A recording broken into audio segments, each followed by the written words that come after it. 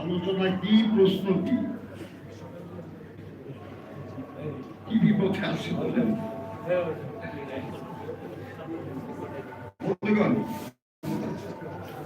একজন রাজনীতিবিদ হলেন তিনি, তাই না? উনি রাজনৈতিক দল গঠন করলেন এবং সেই রাজনীতির প্রথম কথাটা তিনি কি বললেন যে আমরা এই দেশের মানুষ, আমাদের জাতিসত্তার একটা স্পষ্ট পরিচয় থাকা দরকার।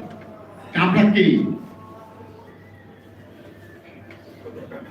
উনি বললেন আমরা যদি বলি যে আমরা বাঙালি, এটা পরিপূর্ণ হয় না।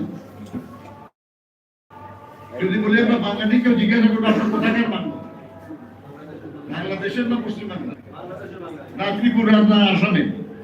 আসলে বাঙালি সব জায়গায়। উনি স্পষ্ট একটা জাতিসত্তার পরিচয় নিয়ে আসলেন আমাদের জন্য, বাংলা।